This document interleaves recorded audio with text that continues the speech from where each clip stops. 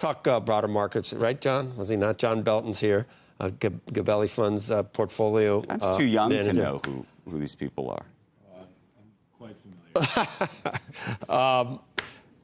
So at this point, we're going into the Santa Claus rally, but I don't think that doesn't really help us with our long-term plans. What about 2025? First of all, I'm a little rattled about this American Airlines thing. You going somewhere? I'm supposed to fly tomorrow. You are. 3 young kids, so Yeah. let's hope it gets sorted out. But I hope it gets sorted out too. Wow. so yeah, markets. I mean, I think the way I'm thinking about it is we're kind of exiting the year where a lot of pretty bullish expectations built in. You look at consensus expectations, it implies about 13% earnings growth for the S&P 500 next year. That's off of a 10% growth year this year. So market expecting acceleration. That's against a backdrop of decelerating GDP growth. So I think there is quite a bit built into expectations. Valuation also seems a little on the full side. Right. 22 and a half times forward earnings. It's kind of a top decile type valuation.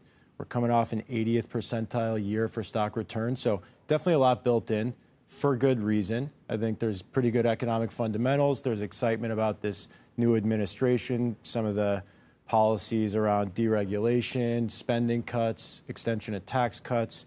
So hope for some productivity enhancements coming with that. Artificial intelligence, also a productivity dynamic, which I think will persist. But I think we're just kind of entering the year cognizant of the fact that there is a lot built into expectations. Some of it is for good reason, but we're taking a slightly more measured approach as we enter 2025. Would you be happy if multiples just stayed where they are? Absolutely. Because they're not going to, I can't imagine they expand because the rate cuts, maybe we still get some with a weaker economy, but not 4 or 5, maybe, who knows though. But is 2 enough to keep us at 22 times earnings? Well, and then 13% earnings growth, that's give me, we'll take it if we stay at 22. Absolutely. I think it's hard to bet on multiple expansion from here. But I do think, yeah, if companies can deliver on these earnings growth expectations and we do get a teens type index level earnings growth, there's going to be winners in there. And I think it could actually set up okay. Is it possible that you could see GDP, not go to single, like 1 or less than 1%, but go down 2 or below, and companies could still flourish at 13% growth? Can they do that?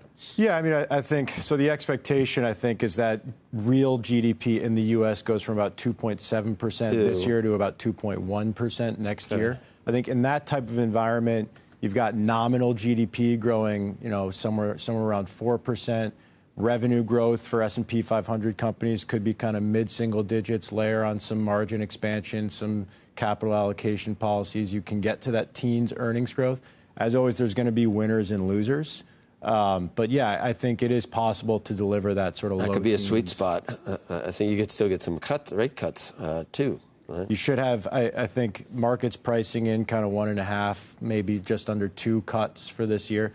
That, to me, now seems, fingers crossed, a little bit more de-risked. I do think we could get 2+ rate cuts. I think inflation is still on a healthy trajectory. So you mentioned a couple of administration policies. You didn't mention tariffs yet. We just don't know at this point.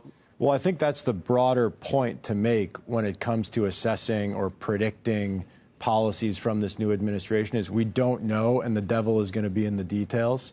I think some of the risks right now, some of these isolationist type policies, so tariffs, maybe some of what's going to happen with immigration, I think those are policies that tariffs for one could act as sort of a tax on consumption. Yep.